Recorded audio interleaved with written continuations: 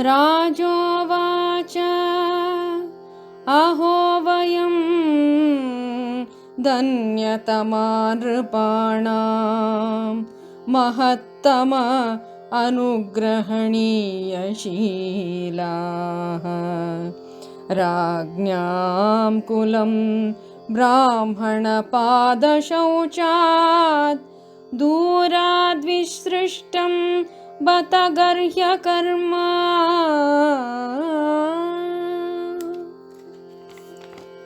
The fortunate king said, "Indeed, we are the most grateful of all the kings who are trained to get favors from the great souls.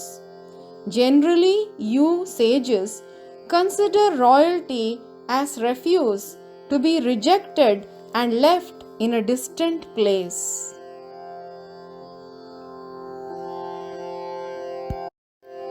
तस्यैव मे अघस्य परावरेशो व्यासक्त चित्तस्य गृहेष्वभीक्ष्णं निर्वेदमूलो द्विजशापरूपो यत्र प्रसक्तो भयमाशु धत्ते.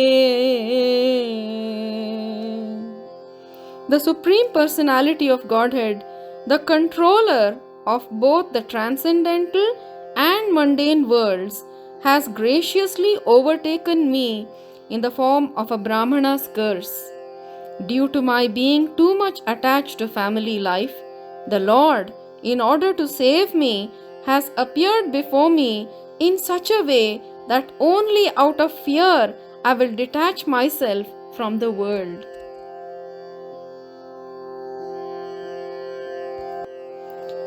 तं मोपयातं प्रतियन्तु विप्रा गङ्गा च देवी धृतचित्तमीशे द्विजोपसृष्टः कुहकस्तक्षको वा दशत्वलं गायत विष्णुगाथाः.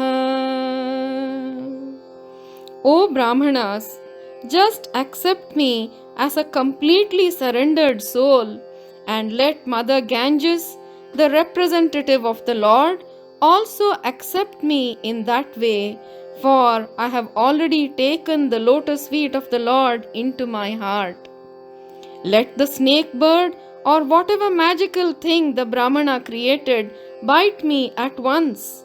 I only desire that you all continue singing the deeds of Lord Vishnu.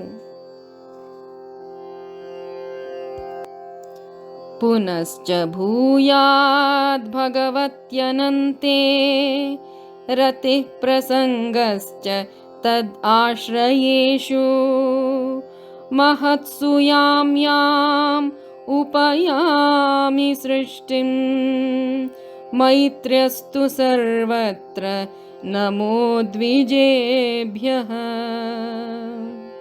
Again, offering obeisances unto all you Brahmanas, I pray that if I should again take my birth in the material world, I will have complete attachment to the unlimited Lord Krishna, association with his devotees, and friendly relations with all living beings.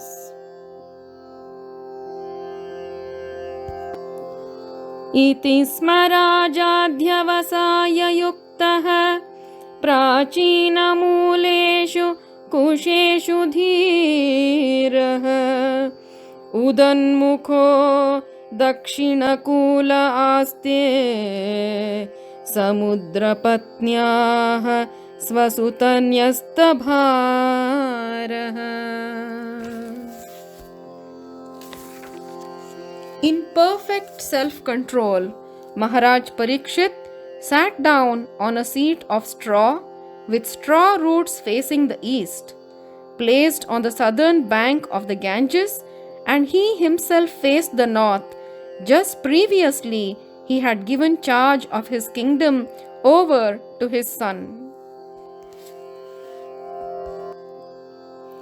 एव एवं च तस्मिन् नरदेवदेवे प्रायोपविष्टे दिवि देवसङ्गाः प्रशस्य भूमौ व्यकिरन् प्रसूनैर्मुदा मुहुर्दुन्दुभयश्च नेदुः. Thus the king Maharaj Parikshit sat to fast until death. All the demigods on the higher planets praised the king's actions and in pleasure continually scattered flowers over the earth and beat celestial drums.